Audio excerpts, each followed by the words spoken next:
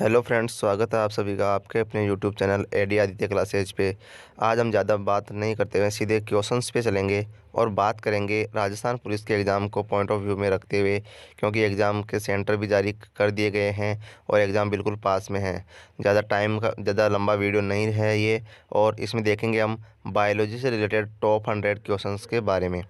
जो भी बायोलॉजी से रिलेटेड 100 क्वेश्चन हैं टॉप के, जो कि आपके एग्ज़ाम में बार बार पूछे गए हैं और यहीं से आपसे क्वेश्चन किए जाएंगे, उनसे रिलेटेड हम आज बात करेंगे। तो अब हम चलते हैं अपने आज के पहले क्वेश्चन की तरफ और देखते हैं कि बायोलॉजी के टॉप 100 क्वेश्चन में पहले स्लाइड में हम किस किस क्वेश्चन के बारे में बात करते हैं। और आप सभी को best of luck Rajasthan police के एग्ज़ाम के लिए। चलिए अब देखते हैं क्वेश्चंस। आज का पहला क्वेश्चन है, केंद्र का जनक कौन है। यहाँ पे थोड़ा केंद्र की जगह केंद्रक है कि केंद्रक का जनक कौन है। Robert brown. हृदय की अध्ययन शाखा को क्या कहा जाता है। कार्डियोलॉजी। केंद्रक का जनक रॉबर्ट ब्राउन होता है। रॉबर्ट ब्राउन ने ही पहली बार खोज की थी केंद्रक की। हृदय की अध्ययन शाखा को कार्डियोलॉजी कहा जाता है। पक्षियों की अध्ययन शाखा को आर्निथोलॉजी कहा जाता है। कोशिका सिद्धांत दिया स्लाइडन एवं स्वान ने। सबसे छोटी कोशिका माइकोप्लाज्मा गैलीसेप्टिकम। माइको यानी वैसे भी छोटा ही होता है, माइक्रो ऐसे, तो माइकोप्लाज्मा गैलीसेप्टिकम शरीर की सबसे छोटी कोशिका है। कोशिका का पावर हाउस बहुत बार क्वेश्चन किया गया है एग्जाम में कि कोशिका का शक्ति गृह या कोशिका का पावर हाउस किसे कहा जाता है। माइटोकॉन्ड्रिया को। माइटोकॉन्ड्रिया अनुपस्थित रहता है। जो कैंसर रोगी होता है उसमें माइटोकॉन्ड्रिया नहीं पाया जाता है, उसमें माइटोकॉन्ड्रिया लगभग समाप्त हो चुका होता है, इसलिए माइटोकॉन्ड्रिया अनुपस्थित रहता है। अगर एग्जाम में क्वेश्चन आए तो आपको आंसर करना है कैंसर रोगी। पौधों के विभिन्न भागों तक जल, भोजन इत्यादि पहुंचाता है जाइलम। दो पार्ट होते हैं, एक तो होता है जाइलम, एक होता है फ्लोएम। जाइलम क्या करता है कि जड़ों द्वारा जो जल और भोजन इत्यादि होता है ग्रहण किया जा रहा है, उसको पौधे के विभिन्न भागों तक पहुंचाया जाता है। ठीक है, अब देखते हैं नेक्स्ट क्वेश्चन। नेक्स्ट क्वेश्चन है, कोशिका की आत्मघाती थैली किसे कहते हैं। लाइसोसोम को। लाइसोसोम को कोशिका की आत्मघाती थैली कहा जाता है। कागजों का रंग पीला अथवा भूरा पड़ना। कागजों का रंग पीला अथवा भूरा पड़ जाता है। हम देखते हैं कि कुछ समय बाद जब हम किसी कॉपी या किताब का यूज कर रहे हैं, बुक का यूज कर रहे हैं, तो उसके कागज़ का रंग पीला अथवा भूरा पड़ जाता है, जिसका कारण है सेलुलोज का ऑक्सीकरण होना। धूप का विटामिन है विटामिन डी। धूप का विटामिन बहुत बार एग्जाम में पूछा गया है कि किस विटामिन को धूप का विटामिन कहा जाता है। विटामिन डी को। हमारी त्वचा की ऊपरी परत के नीचे कोलेस्ट्रॉल जमा रहता है, जो जैसे ही इसके ऊपर सूर्य की पराबैंगनी किरणें पड़ती है तो यह विटामिन डी में बदल जाता है और शरीर को विटामिन डी की आपूर्ति करता है, जिस कारण इसको विटामिन डी को धूप का विटामिन कहा जाता है। सेलुलोज। मानव शरीर पाचन नहीं कर पाता है।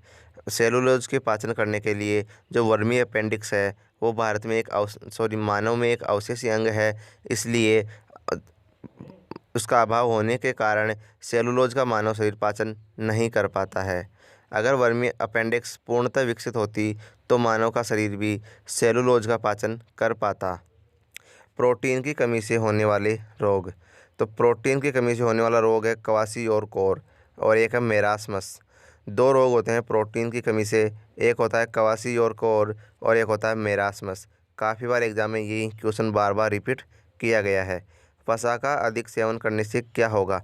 अगर कोई व्यक्ति वसा या फैट का अधिकतम सेवन कर रहा है तो उसके ब्लड प्रेशर होने की संभावना रहती है। ठीक है, हृदय रोगियों को अधिक मात्रा में वसा का सेवन नहीं करना चाहिए, क्योंकि यह हानिकारक होता है और उनकी डेथ भी हो सकती है। तो हृदय रोगियों को वसा का सेवन करने से बचना चाहिए। 1 ग्राम प्रोटीन के पूर्ण ऑक्सीकरण से 4.2 किलो कैलोरी ऊर्जा मिलती है। 1 ग्राम प्रोटीन के पूर्ण ऑक्सीकरण से 4.2 किलो कैलोरी ऊर्जा मिलती है।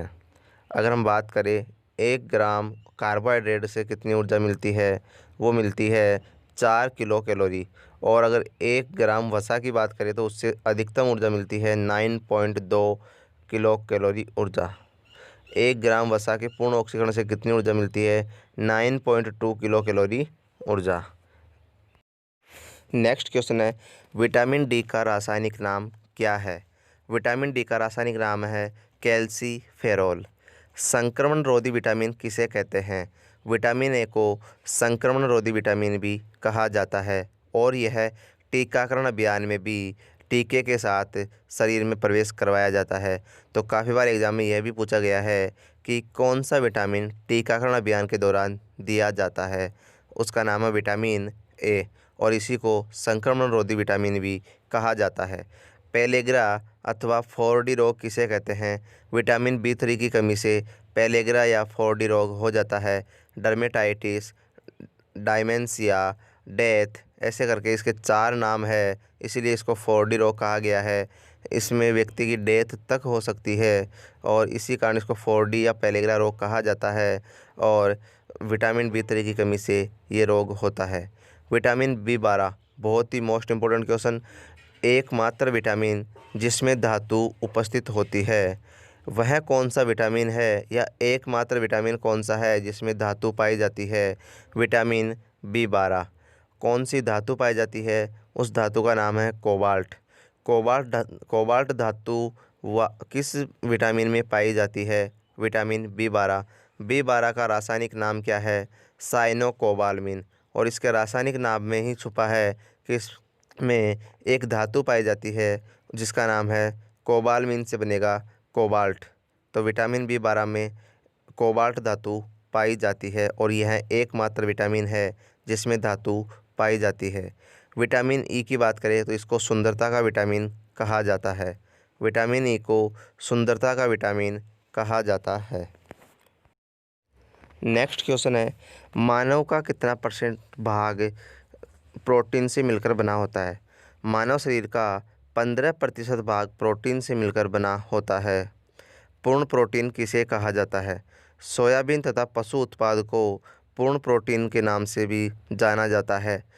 सोयाबीन तथा पशु उत्पाद, इसमें सभी प्रकार के प्रोटीन उपस्थित होते हैं, इसलिए इसको पूर्ण प्रोटीन कहा जाता है। और क्यों कहा जाता है? क्योंकि इन दोनों के में सभी एमिनो एसिड उपस्थित होते हैं जो शरीर के लिए आवश्यक होते हैं।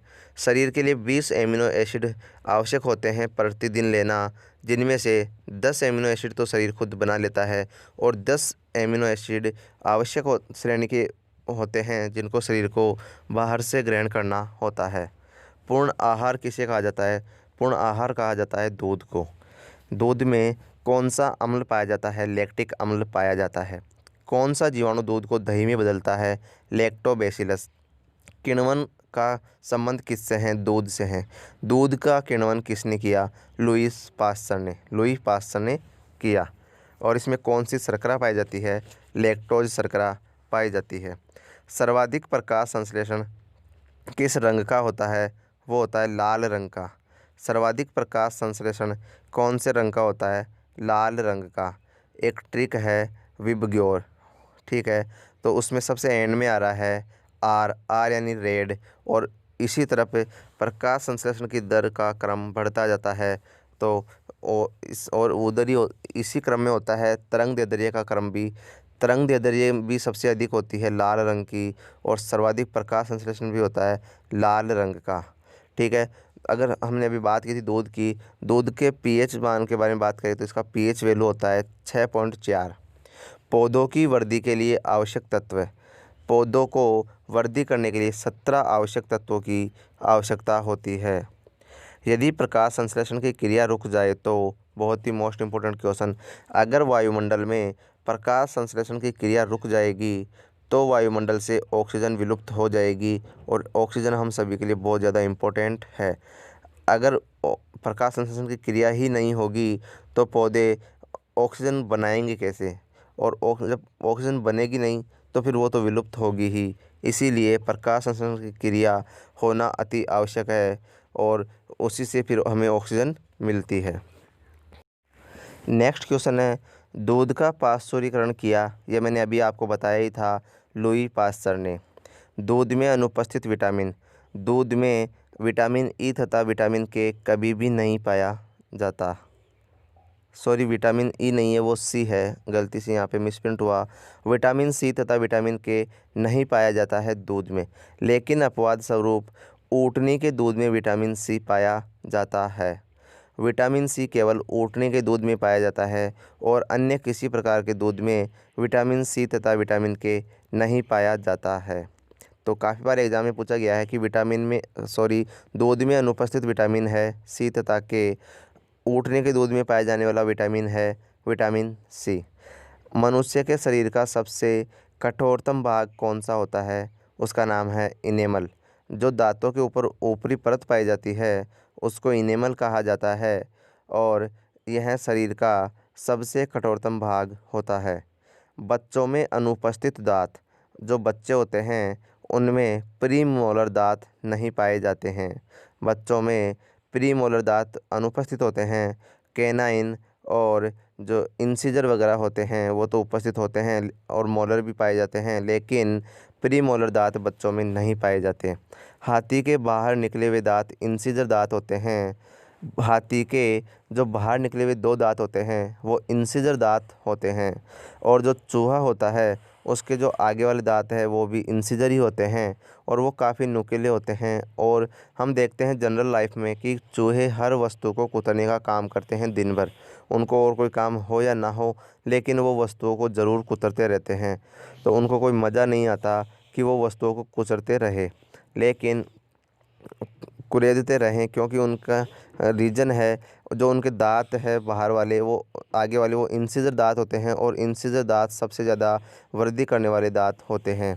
इसीलिए उनकी लंबाई को मेंटेन करने के लिए, बिल्कुल कम लंबाई रखने के लिए, अन्य दांतों के बराबर रखने के लिए चूहे वस्तुओं को कुतरते रहते हैं। जीभ के मध्य भाग पर कोई भी स्वाद कलिका नहीं पाई जाती है। जो जीभ का बिल्कुल मध्य वाला भाग होता है उस पे किसी भी प्रकार की स्वाद कलिका नहीं पाई जाती है।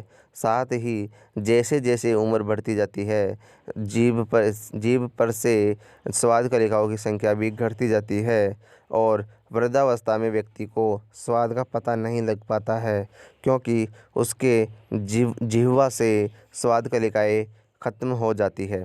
अग्नाशय मिश्रित ग्रंथि है, यानी कि यह बहिस्रावी ग्रंथि का भी कार्य करती है और अंतःस्रावी ग्रंथि का भी कार्य करती है और इससे निकलने वाले रस पूर्ण पाचक रस कहलाते हैं। ठीक है, अब नेक्स्ट बात करते हैं। नेक्स्ट क्वेश्चन है कुफर सेल के बारे में।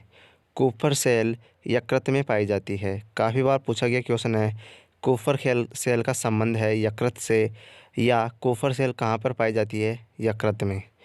सबसे कम पुनरुद्भवन क्षमता किसकी होती है? मस्तिष्क की होती है और सबसे अधिक पुनरुद्भवन क्षमता यकृत की होती है। पुनरुद्भवन क्षमता से मतलब है कि अगर कोई टूट फूट वगैरह या चोट लगती है तो पुनः घाव भर जाना, तो इसकी सबसे ज़्यादा संभावना रहती है यकृत में। कितना भी टूट फूट हो जाए या कितनी भी चोट पहुंच जाए, लेकिन यह अपने आप को संभाल लेता है और सबसे कम पुनर्भवन क्षमता होती है मस्तिष्क में।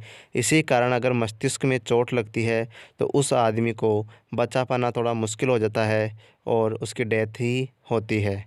हेडमास्टर ग्लैंड किसे कहते हैं? हाइपोथैलेमस को। हाइपोथैलेमस को हेडमास्टर ग्लैंड कहा जाता है क्योंकि यह पीयूष ग्रंथि पर नियंत्रण करती है और पीयूष ग्रंथि खुद को, मतलब कि पीयूष ग्रंथि को मास्टर ग्रंथि कहा जाता है और जो मास्टर ग्रंथि पे नियंत्रण करती है हाइपोथैलेमस, उसको हेडमास्टर ग्लैंड कहा जाता है।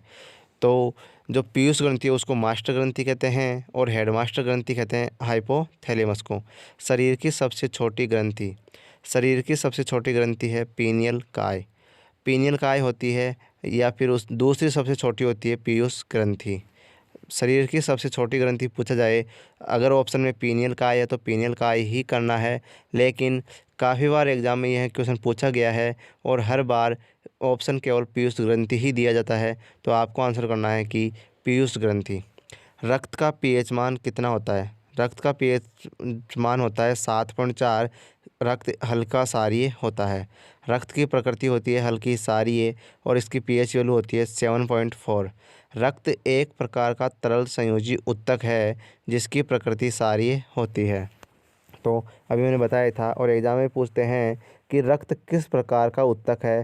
तरल संयोजी उत्तक। नेक्स्ट क्वेश्चन है, आरबीसी का जीवनकाल कितना होता है? आरबीसी का जीवनकाल होता है 120 दिन। 120 दिन के बाद आरबीसी का जीवनकाल समाप्त हो जाता है। स्तनधारियों की आरबीसी केंद्रक विहीन होती है, लेकिन ऊँट तथा लामा दो ऐसे जीव हैं जिनकी आरबीसी में केंद्रक पाया जाता है। सामान्यतः स्तनधारियों की आरबीसी में केंद्रक नहीं पाया जाता है, लेकिन ऊँट तथा लामा दो ऐसे स्तनधारी जीव हैं जिनकी आरबीसी में केंद्रक पाया जाता है। आरबीसी अनुपात डब्ल्यूबीसी कितना होता है? जो आरबीसी की संख्या शरीर में पाई जाती है और डब्ल्यूबीसी की संख्या शरीर में पाई जाती है, अगर उनका अनुपात निकाला जाए तो रेशियो होता है 600:1। हीमोग्लोबिन में कौन सा तत्व पाया जाता है? हीमोग्लोबिन में लौह तत्व पाया जाता है। कॉकरोच के रक्त का रंग सफ़ेद होता है। कॉकरोच के रक्त का रंग सफ़ेद होता है। एग्ज़ाम में क्वेश्चन किया जाएगा कि किस जीव के रक्त का रंग सफ़ेद होता है? कॉकरोच। डब्ल्यूबीसी के बारे में बात करें, इसको रक्त का पुलिसमैन कहा जाता है। रक्त का पुलिसमैन डब्ल्यूबीसी। और एड्स रोग में डब्ल्यूबीसी की संख्या में कमी आती है। अगर किसी व्यक्ति में एड्स रोग है तो उसमें डब्ल्यूबीसी की संख्या में कमी आ जाती है और डब्ल्यूबीसी को रक्त का पुलिसमैन कहा जाता है। नेक्स्ट क्वेश्चन है डेंगू रोग के बारे में। अगर किसी व्यक्ति को डेंगू रोग हो जाता है तो उसकी प्लेटलेट्स की संख्या में कमी आती है। प्लेटलेट्स रक्त का एक भाग होता है जिसकी संख्या में कमी आ जाती है अगर डेंगू रोग हो जाता है। रक्त समूह के खोजकर्ता। रक्त समूह 4 प्रकार का होता है: रक्त समूह ए, रक्त समूह बी, रक्त समूह ओ, रक्त समूह ए बी। इन सब के बारे में जो बताने वाले थे कि रक्त के भी अलग अलग समूह होते हैं, उस वैज्ञानिक का नाम है कार्ल लैंडस्टीनर। कार्ल लैंडस्टीनर ने बताया कि रक्त के कुछ समूह होते हैं।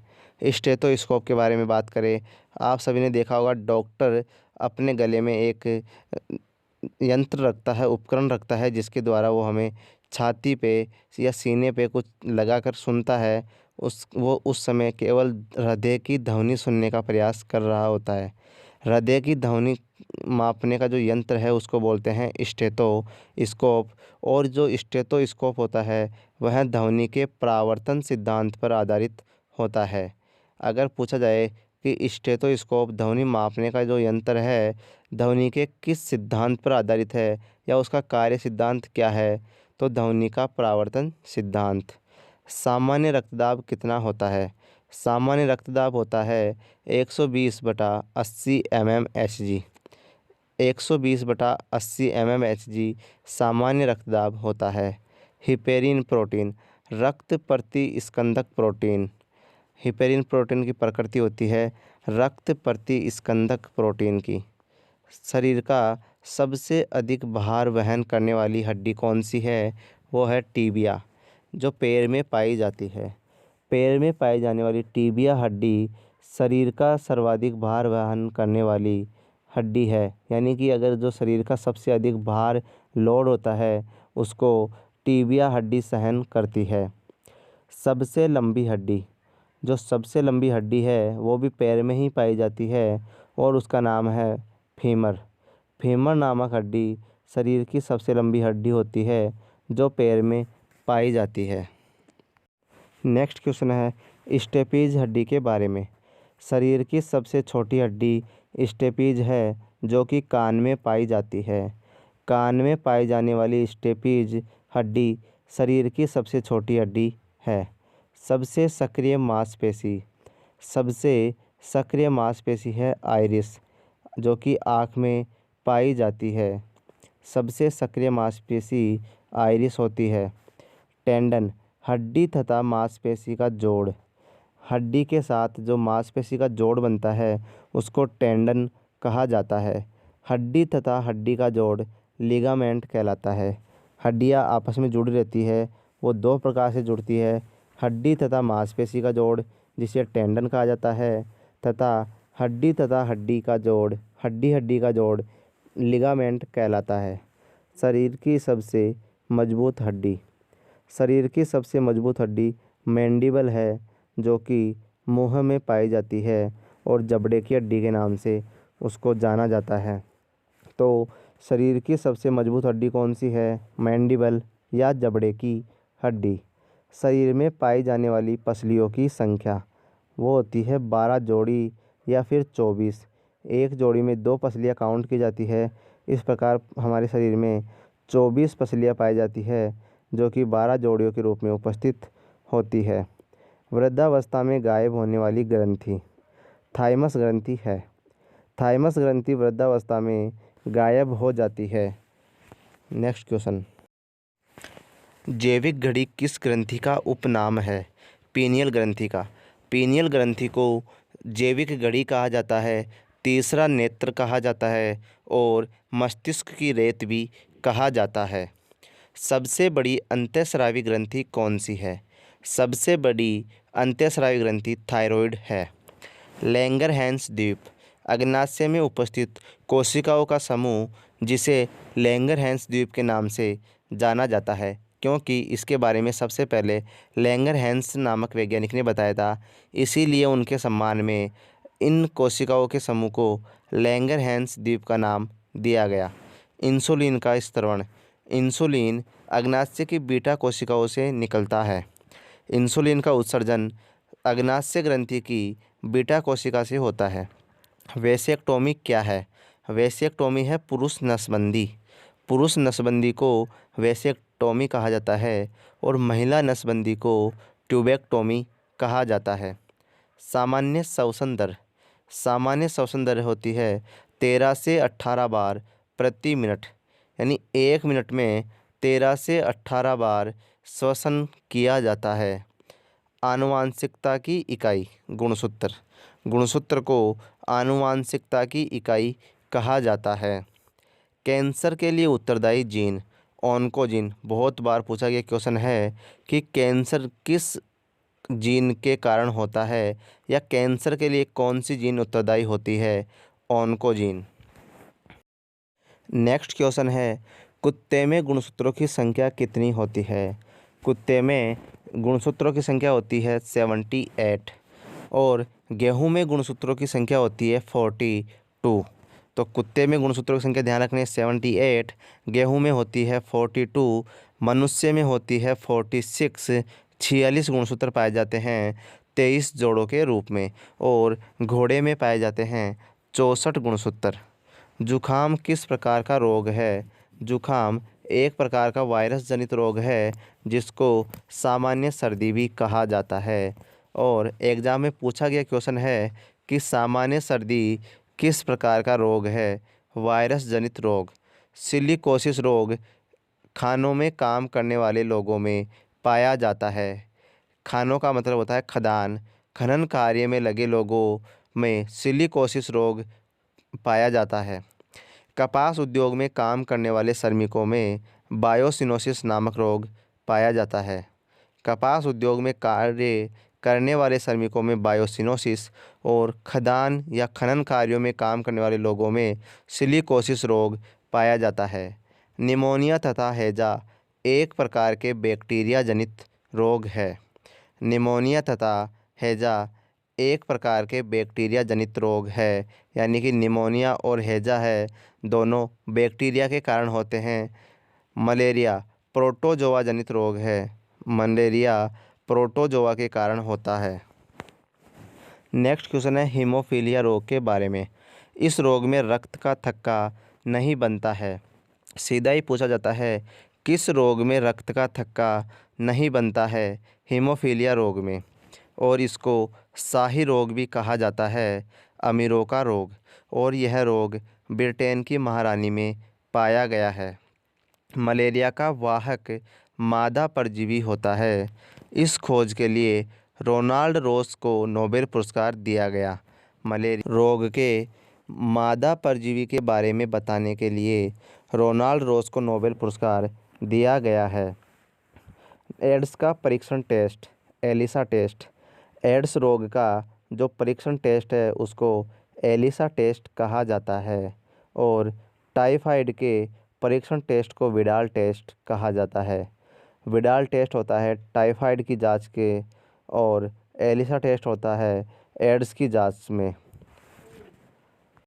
नेक्स्ट क्वेश्चन है, धनुष टंकार रोग के नाम से किसे जाना जाता है? टिटनेस को। टिटनेस का अन्य नाम क्या है? धनुष टंकार। लिथोट्रिप्सी का संबंध है। पथरी के ऑपरेशन को लिथोट्रिप्सी कहा जाता है। लाइकेन। प्रदूषण के सबसे अच्छे संकेतक कौन है? लाइकेन। जहाँ पर प्रदूषण होगा वहाँ पर लाइकेन नहीं पैदा हो पाएंगे, यानी कि वो वहाँ पे नहीं होंगे। पुष्पों की अध्ययन शाखा का नाम एंथोलॉजी है। एंथोलॉजी में किसका अध्ययन किया जाता है? पुष्पों का। शरीर की क्रियात्मक और संरचनात्मक इकाई कौन सी है? कोशिका। चावल में प्रोटीन अनुपस्थित होती है। चावल में प्रोटीन नहीं पाई जाती है। दूध को दही में बदलने वाला जीवाणु कौन सा है? तो दूध को दही में बदलता है लैक्टोबैसिलस नामक जीवाणु। नेक्स्ट क्वेश्चन है, किडनी की एकलक इकाई कौन सी है? नेफ्रॉन। किडनी की एकलक इकाई नेफ्रॉन है और शरीर की क्रियात्मक और संरचनात्मक इकाई कोशिका है।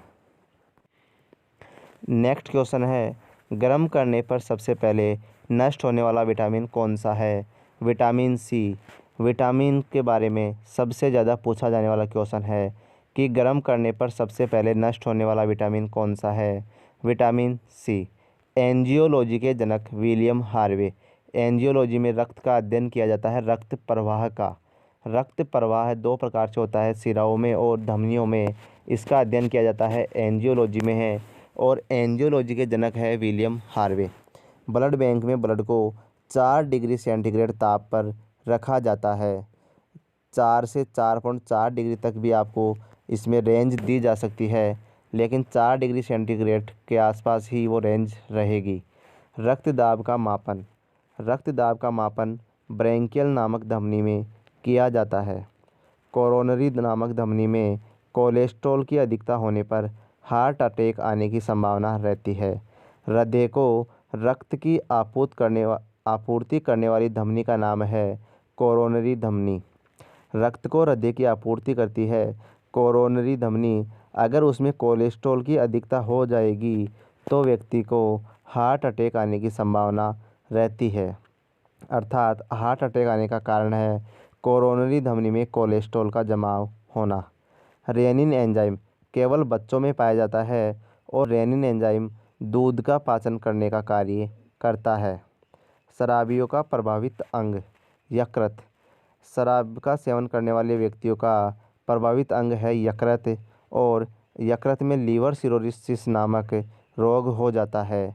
लीवर सिरोसिस नामक रोग किन व्यक्तियों में होता है? जो व्यक्ति शराब का सेवन करते हैं। नेक्स्ट क्वेश्चन है, 3F या 4S ग्रंथि किसे कहते हैं? एड्रिनल ग्रंथि को 3F या 4S ग्रंथि भी कहा जाता है। 3F का मतलब है fear, fight and flight. Next question है पक्षियों का ल्यूकेमिया को रक्त कैंसर भी कहा जाता है। इस रोग को होता है रक्त कैंसर के नाम से भी जाना जाता है। ल्यूकेमिया को रेबीज को हाइड्रोफोबिया रोग भी जिंक धातु पाई जाती है। रेबीज कुत्ते के काटने से होता है और इसमें व्यक्ति को जल से डर लगता है, इसलिए हाइड्रो का मतलब है जल और फोबिया है डर लगना। तो जल से डर लगता है किसमें? रेबीज रोग से ग्रसित व्यक्ति को। और इसके बारे में जो रेहब्डो वायरस होता है वो रेबीज का होता है और इसके बारे में बताया था लुईस पास्चर ने। इबोला वायरस जनित रोग है। इबोला जो कि दक्षिण अफ्रीका में काफ़ी फैला था, दक्षिण अफ्रीकी देशों में वहाँ पे, तो इसीलिए और यह रोग वायरस जनित रोग है। उम्मीद है आपको यहाँ तक अच्छे से समझ में आया होगा। बायोलॉजी के टॉप 100 क्वेश्चंस पे हम बात कर चुके हैं, जो कि आपके राजस्थान पुलिस के लिए स्पेशल क्लास है। इसमें से एक भी क्वेश्चन बाहर नहीं जाएगा, इसलिए आपको ये पूरा वीडियो देखना है और सभी क्वेश्चंस पे गौर से ध्यान देना है। और आप सभी के लिए all the best for your next exam. Thank you friends. Channel को लाइक, शेयर और सब्सक्राइब करते रहें।